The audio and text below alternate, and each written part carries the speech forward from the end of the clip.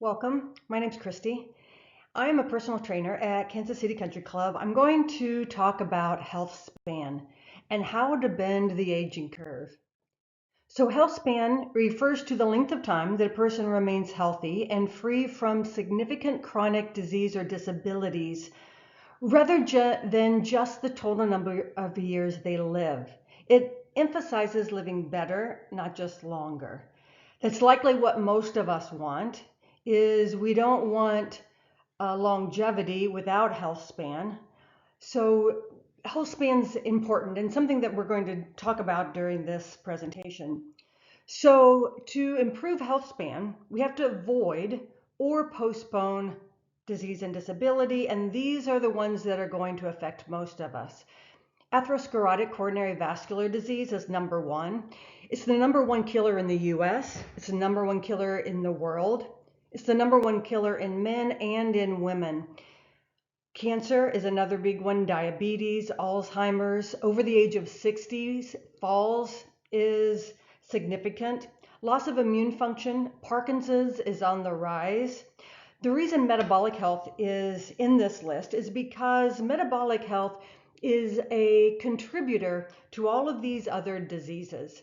And when I say metabolic health, I mean abdominal obesity, blood pressure, how well we can take in and use carbohydrates, fats, and proteins as energy, how well we can metabolize those substrates. So, and as well, I should mention this, and as well how we can utilize glucose if we have insulin resistance. So delaying and or avoiding these diseases will be important in creating a better health span. So let me go back here one more time. So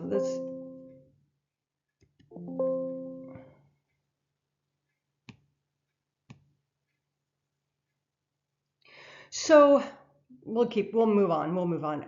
So the reason why exercise addresses all of those diseases is because it affects so many things. It affects our ability to utilize glucose. It affects our neurons in our brain. So it's really good. It is actually, exercise is the best thing we can be doing for brain and to avoid cognitive decline. It improves BDNF, which is brain-derived neurotrophic factor. It helps create new neurons. It also helps create, as we exercise, we create new movement patterns. And our brain has to think about that. So doing different exercises and novel exercises and things that we're not used to really helps improve our brain health. The other interesting things that exercise does, this graph shows a great example of that. Everything on the left-hand side. Blood pressure, exercise improves blood pressure, blood volume. It also helps the health of the endothelium, which is the lining of our blood vessels. And that's something that's really important, especially if you're talking about atherosclerotic coronary vascular disease. Vasal tone, if you track your heart rate variability, that is definitely correlated to our vagal nerve and our vagal tone. Exercise helps improve vagal tone. And vagal tone meaning it's the ability to switch from parasympathetic to sympathetic nervous system. So we can easily move, and it's rather than a switch, it's more like a dial that moves from one sympathetic nervous system to the other. So you go parasympathetic and sympathetic. We should be able to do that smoothly, and our vagal tone helps with that. Exercise also improves our muscle strength, our muscle endurance, our glucose uptake. Muscles are excellent sink for glucose. They help improve insulin sensitivity. Exercise also helps with our weight. It helps to redistribute our weight. Ideally, our fat-free mass, bone density. So we're building more muscle mass and less fat mass as we exercise. It improves our metabolic rate. muscle protein synthesis, fat oxidation, all of these things. There's a long list here. But the reason I have this slide up is because I wanted to point out all of the different things that exercise does to improve health. Exercise, it decreases the risk of all of those diseases because it directly impacts all of the risk factors related to those diseases. It provides a suite of benefits that interestingly synergistically amplify the lowering of the risk of those diseases. So exercise just improves a tremendous amount of things. If you look at the cellular hallmarks of aging on the right-hand side, there are 12 here, although there's more now. Things like DNA damage and genetic instability. Exercise helps these things. It helps to decline, or it helps to reduce aging. So let's move on to the next slide. I think you get the idea that exercise is a great thing. So the other thing to keep in mind is there's lots of different kinds of exercise. Cardiovascular exercise, specifically cardiovascular exercise designed to improve VO2 max, is strongly correlated with reduced all-cause mortality. That means dying of anything. Studies have shown that individuals with a higher VO2 max scores have significantly lower risk of death at any age compared to those with lower scores, even when those are adjusted for other risk factors. So in this graph, this is going to show you how important keeping your VO2 max high is.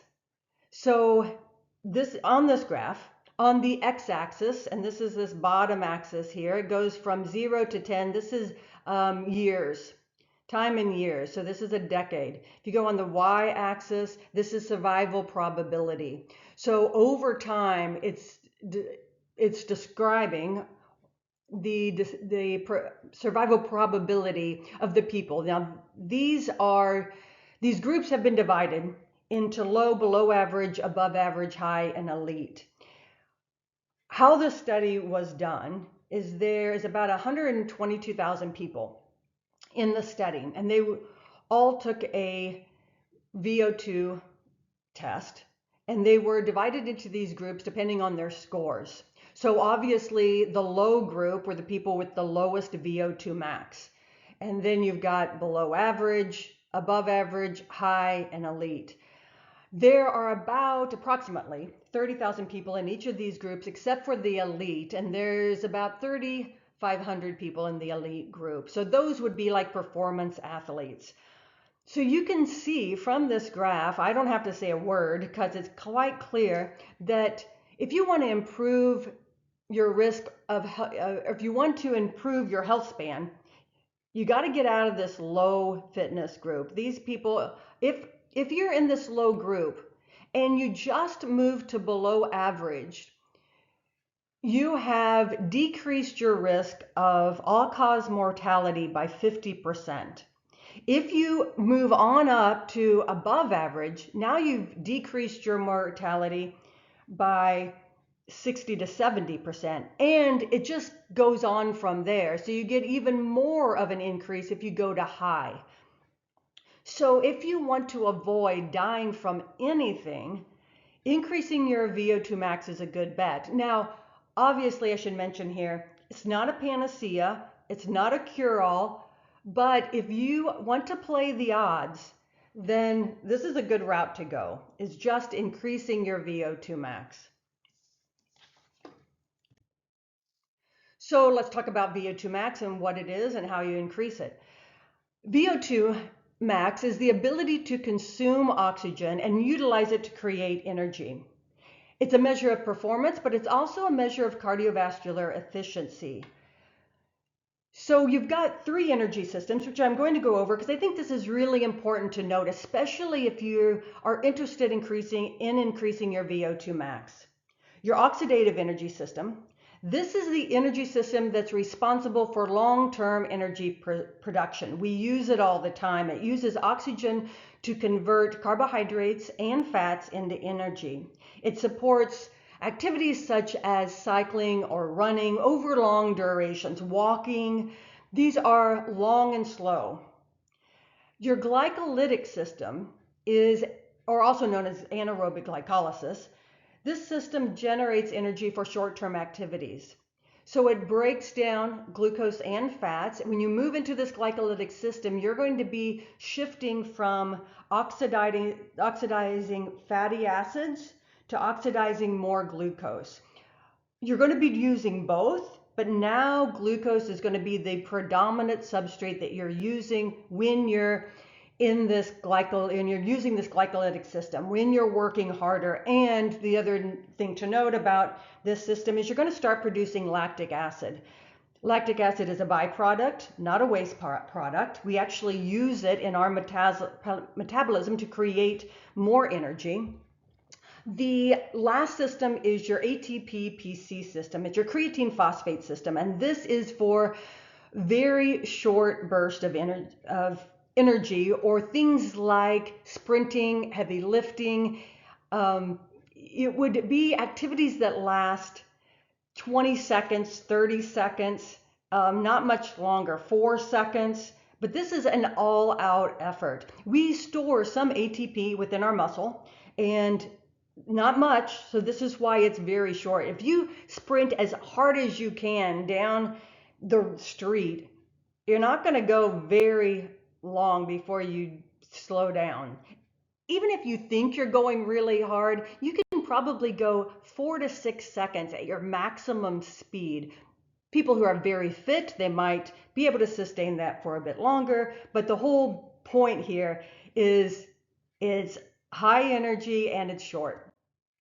So let's talk about how to improve VO2 max. Your oxidative energy system, I'm going to talk about each of these energy systems in a little bit more detail.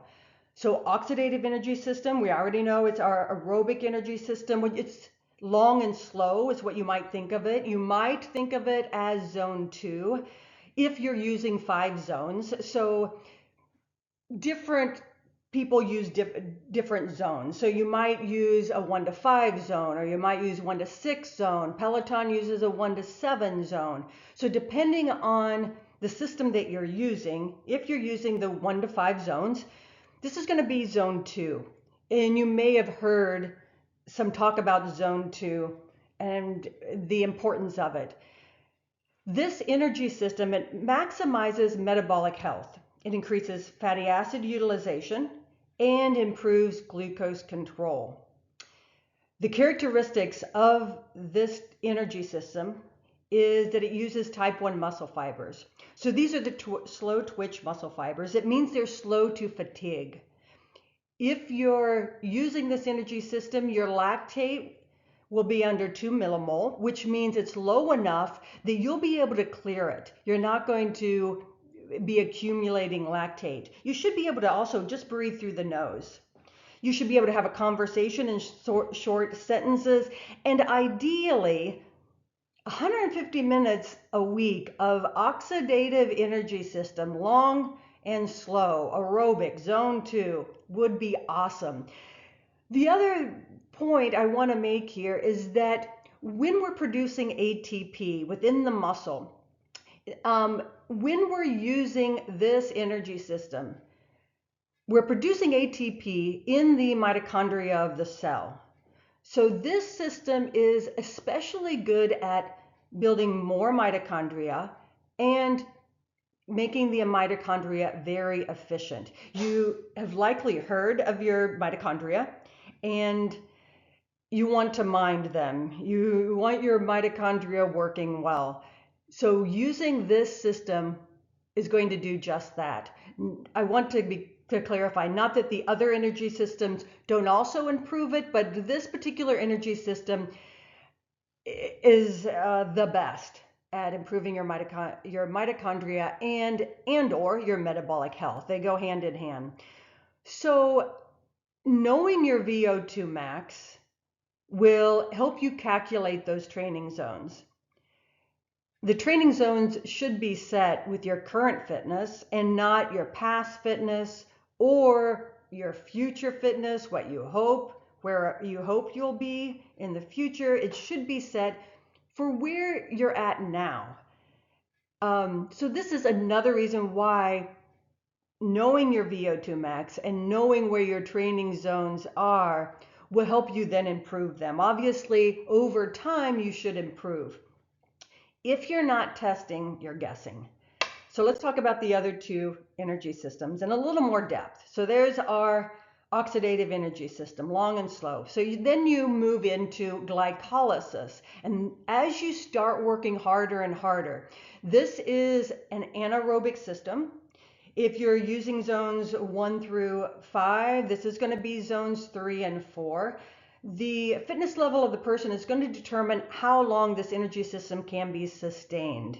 It's going to be different for different people. You do start to accumulate lactic acid. Some people are very good at clearing lactic acid. So they may be able to stay in this zone for quite a long time, and a long time, maybe even an hour, although that'll be painful, a little bit brutal. And because it is a higher intensity, it is also highly effective at improving your VO2 max. It should be performed a couple times a week. And the reason I say a couple times a week is because it is a stressor on the body. If you're moving into these higher zones, it does create some additional stress on the body that you have to recover from. If you have a job, and if you have a family, and if you have other commitments, sometimes it's really hard for all these things going on in our life to recover properly if you're doing this more than a couple times a week. And honestly, a couple times a week is going to get you a lot of benefit here. You'd likely be worse off if you were to try to do it more. Not for everyone, I will admit. If your job is exercising, you could likely move into this zone more often, or you've got a lot of time for recovery.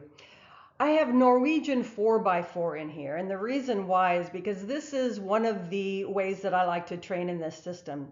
So I'll do a 10 to 12 minute warm up. I'll gradually move my heart rate where I know I'm moving into glycolysis, where I know I'm getting now working hard enough that I'm moving out of my oxidative energy system and into glycolysis. And then for the next 4 minutes, I work as hard as I possibly can for 4 minutes.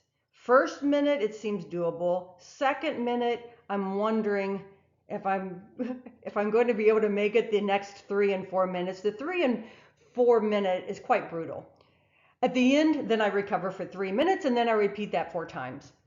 So that's what I do. I'm not suggesting that's what you do, although it is a good kind of template to use. Now, the next system, this is your ATP-PC system. It would be zone 5. This is extremely difficult. Sustained for short periods of time, like I mentioned earlier, and it is an all-out effort. So somewhere between maybe 5 to 30 seconds. It is highly effective at improving VO2 max. Due to the high intensity, it's not appropriate for everyone. So the rules change a bit regarding the ratios of how much time you spend in each of these systems.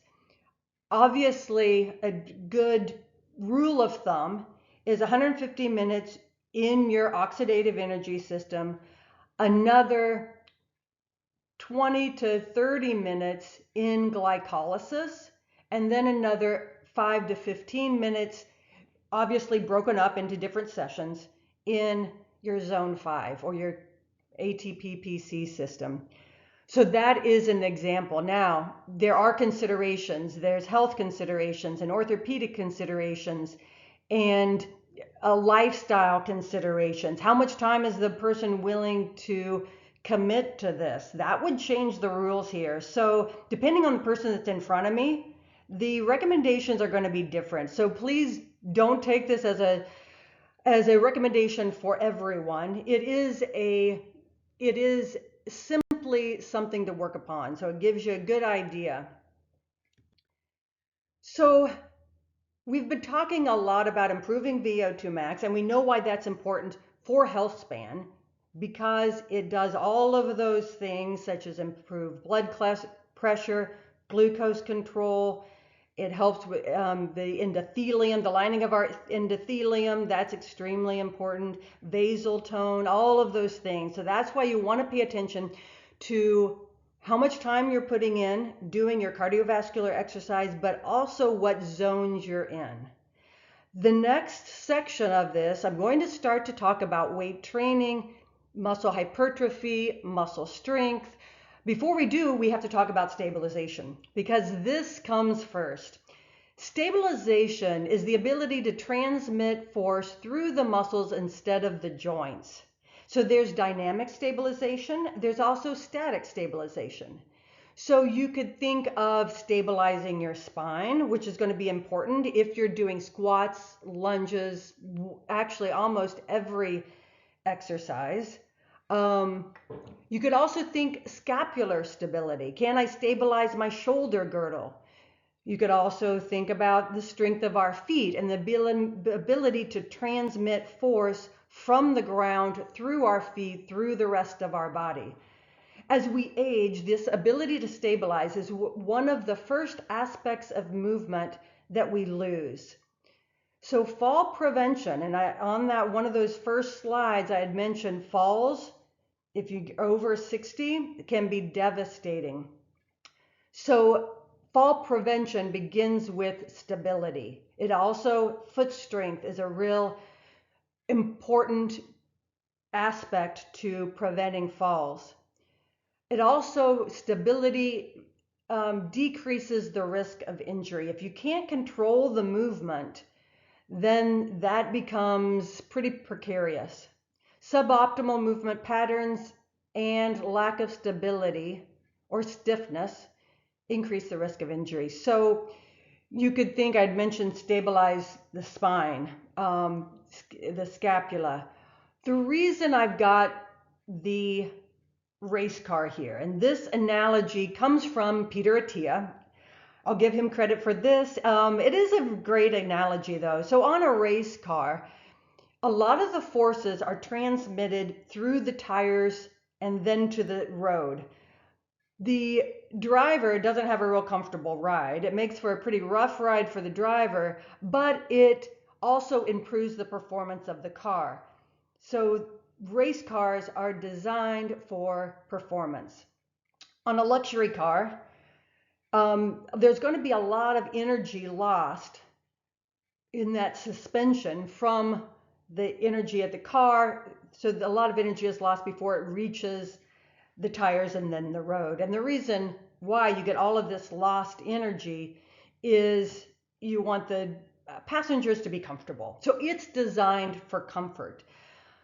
If you think about a baseball player, they are, the reason they can throw a ball so far is because they can transmit those forces from the bottom of their right heel, through their leg, through the trunk, through the shoulder girdle, and then out through the arm. And there's not a lot of energy that is lost in that movement. If I were to throw a ball, there's a lot of energy that would be lost. I'm just not efficient at that movement. So you can think of that similar to stabilization.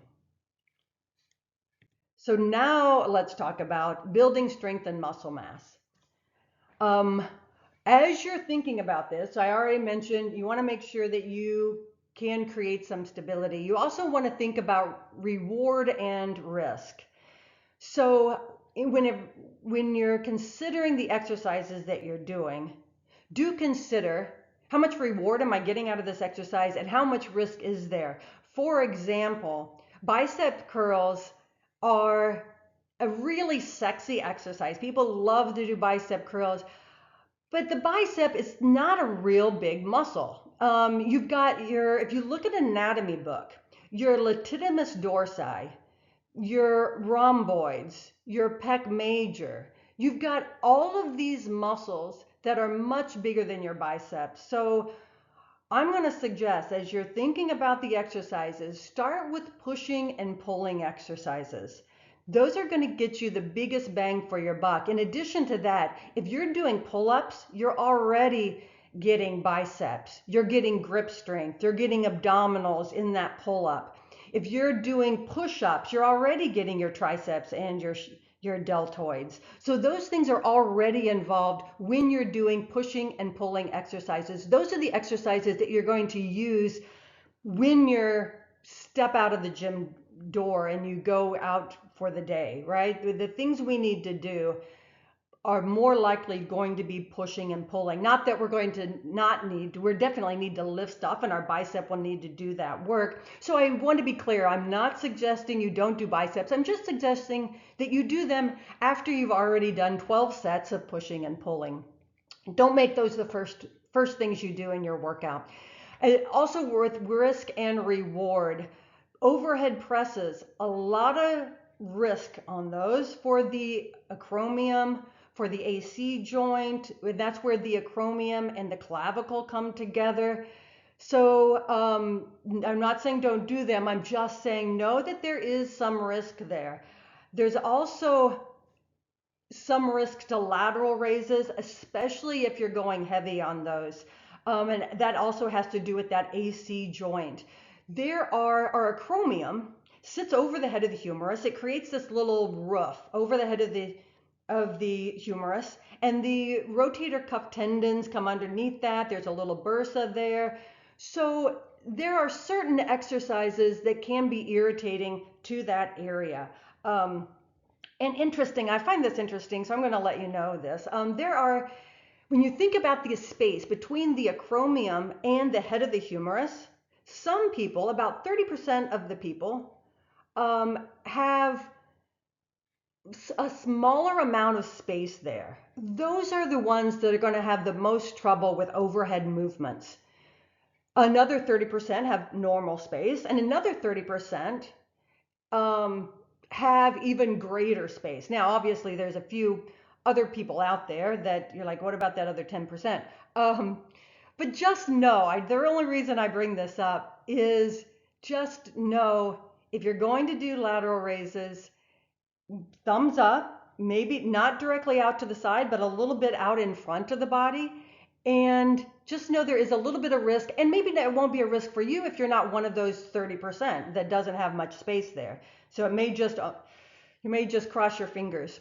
Also keep in mind, as you're thinking about strength training, think about the preparatory exercises you're going to need to do to prepare your body for whatever exercise comes next.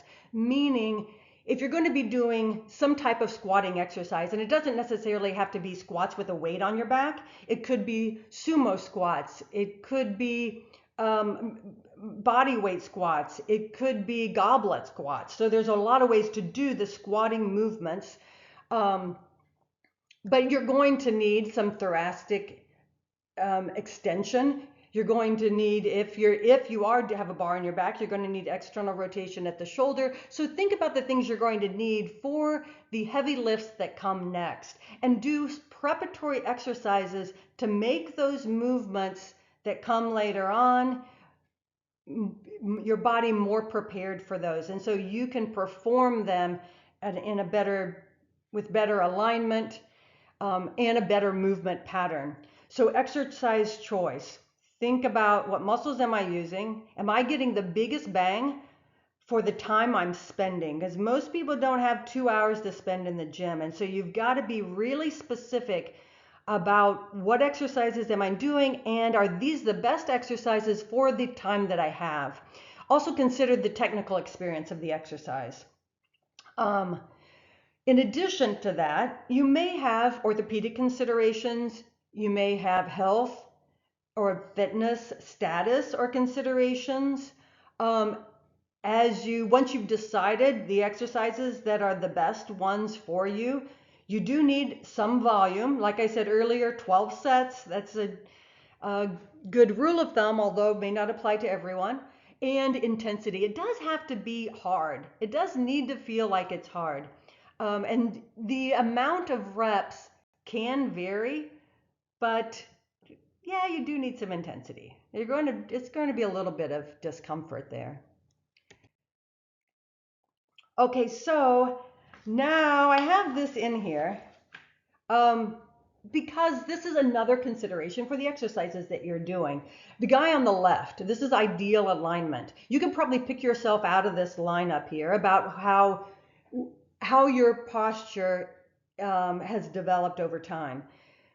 Each of these four people are going to be susceptible to different types of injury. It could be lower back injury, it could be neck injury, it could be knee injury, it could be it could be hip injury. So knowing what your posture is and what exercises do to soften that, to make your movement patterns better, and to reduce the injury in the future would be a great idea. So do give some consideration to what is my posture and how are there exercises that I need to be doing to manage that and perhaps soften it, even correct it. Also keep in mind there are other layers on top of just the postures you see here. There's also a dropped shoulder. There's thoracic rotation. There's a hiked hip. You might notice this when you look in the mirror. There's C posture. All of those things inform how we do our movements. And how we do our movements is how we live. And we carry that into the gym. And so if we're doing a movement in the gym, we likely need to be aware of what are my biases so I can make this movement as risk averse as possible. So you're trying to avoid injury if you can. This is where those exercises that aren't sexy come into play, meaning working on your feet, working on your ankle mobility, working on lower leg strength, working on glute med and min, which you could consider the rotator cuff of the hip, doing some mobility, some foam rolling. All of those exercises that aren't so exciting are extremely important, especially for injury prevention. And the reason I keep bringing this up is because you get injured and you're out. You'll have to recover from that injury, and maybe you recover in a few weeks and you're better. But likely you get injured, you recover, you get injured again, you recover, you get injured again, and you may get injured in different spots. You go, well, it was my shoulder, but now I feel it in, it's my right shoulder, now I feel it in my left knee. So trying to address your already biased movement patterns before adding weight to that is a great idea. There is a reason why you might feel one glute work better than the other glute. And likely heavy squats isn't going to fix that. So I put this slide in here. I wanted to talk about the Lift More study. This relates to, on that very first screen, as we're talking about all the things that we need to avoid if we're going to have a long health span. Osteopenia and osteoporosis is one of those that needs to be either avoided or managed. This Lift More study was done in Australia. There were women that were 60 years old or older. It was done for 8 months. Every session was supervised. They worked out twice per week, 30 minutes, 4 exercises. They did do compound exercises, compound movements like squats and deadlifts. But the exercises, they had to choose. As you're doing this study, I was listening to a podcast with the director of the study, and she said we had to choose exercises that were the most efficient exercises for the time that we had. So they did use free weights. They didn't use any machines. And that's a little bit telling here, is that if you're wanting to be efficient, find exercises where you use as many muscles as possible. You might even have to create some stability in the feet. You got both feet on the floor. You're having to stabilize your spine. There's a lot of things going on. You may even have to be thinking about it. Machines weren't used because when you're sitting in a machine and you're pushing or you're pulling on that machine, you're not having to stabilize the spine. Don't have your feet on the floor. I'm not saying don't do those. I'm just mentioning the pros and cons of each of the types of exercises and what to think about as you're deciding how to spend the amount of time that you have. The other thing I want to mention about this Lift More study is they started with body weight, meaning they didn't start with a lot of weight on their back. They started with body weight. Every session was supervised. So if there was a glitch in their squatting pattern, it was fixed before they put any weight on their back. And like I said earlier, you don't have to do a barbell squat to get the benefits of these exercises. You can do a sumo squat, you can do a goblet squat, or you can do a single leg lunge. The unilateral exercises are really awesome at building muscle hypertrophy. So just keep that in mind. They started with body weight, they were supervised. The director of this study did mention that as the information gets out about what they've done in this study, she was a little concerned that people would try to mimic this study on their own without supervision, and that people would get hurt, because all of the women in this study were diagnosed with either osteopenia or osteoporosis. With that diagnosis, you're already at a greater risk of fracture. So it is even more important that you are able to stabilize each movement properly before adding weight to it. There was improvement in the cohort of this study, of the cohort who was actually in, they had a control group and then they had the lifting group. So the people who were actually lifting did benefit, and they improved, had about a 3% improvement in their spine, the bone density in the spine. The control group had about 1.15% loss. So also keep in mind, it may not sound like a huge improvement, but they're not going backwards. They're not still losing bone density. They're actually starting to gain a little bit. But even if they didn't gain, it's still a win if you just don't lose. If you don't lose if you don't lose bone density. So interesting study, and I find it interesting. So keep in mind, as you're thinking about the exercises, and this has to go with cardiovascular exercise, the weight training exercise, my mentor would say, do you want to be good for a season or do you want to be good for a lifetime? Because you can't optimize both. The way you train to win a race or to win a competition is going to be different than the way you train for health span and longevity. You're going to be training for both of those, but it's going to look a little bit different. Not that there won't be overlap, there will. There's some things that will be similar, but do keep that in mind. When you're training for health span longevity, it's different than training to win the race. So this is the bent aging curve. So you can see lifelong training. There's a lot of benefit to that. You still get a decline. It's this upper line, the dotted upper line. So you'll see that slow decline. It can be mitigated with training, but not eliminated. So the untrained, you're going to get a much larger decline. Ideally, by bending the aging curve, then you can reduce the amount of decline over time. Keep in mind, when you're looking at the decline in populations, the decline in muscle mass, the decline in VO2 max, over time, it's going to look, if you average all of those together, you're often going to see a nice smooth curve. If you look on an individual level, it's going to look more like a stair step, like this, which means you go on vacation, you don't work out, you lose muscle mass, you lose some cardiovascular efficiency, you gain a little bit of it back, but not quite back. And then you get injured, you sprain your ankle. Now I'm out for a while. I lose some muscle mass. I lose some cardiovascular efficiency. I might get a little bit of it back, but not all of it back.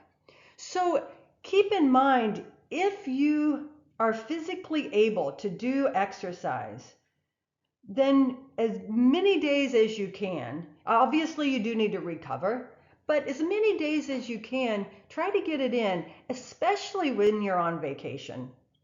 That's the most important time because you likely have time to do it. So um, the reason why I say that is because there's going to be times in our lives stuff is going to happen to us. We're going to go into the hospital and now I can't exercise. And that is uncontrollable. Maybe there's something with work and it is unavoidable. This week, there's no way I can exercise. Um, Make that as minimal as possible, because you never know when something's coming and it's going to wipe you out and it's out of your control. And those are the times that this is why you exercise now, because you build this reserve. And so you're going to get a small drop, but you're going to be able to come back and you've got a lot more room to drop if your curve is a lot higher than if it is lower. So if you can exercise, choose the correct exercises and choose the ones that are most efficient. A rich person wants many things. A man in poor health only wants one thing. There are many things I haven't talked about. And I do feel like even though I've gone 40 minutes now, I've just skimmed the surface of all of these things that we've already talked about, but we haven't even touched on sleep, nutrition, supplements, stress management, relationships, all of those things we need to consider regarding health span and lifespan, because they do, obviously, if you're increasing your health span, you're also increasing your lifespan. So if there's questions, please let me know. I'll take questions, comments, concerns. And if you're interested, let's schedule a time where we can do a estimated submaximal VO2 max. Because what gets measured gets managed. You're going to know your numbers, you're going to know your zones. I'll help depending on your situation, which may differ from the advice I gave during this last 40 minutes, because the person standing in front of me might have things that certain considerations that would need to be adjusted. So I just say all that to say, know your number. Let me know if you want to set up a VO2 max test. We could also measure grip strength, which is a measure of overall body strength.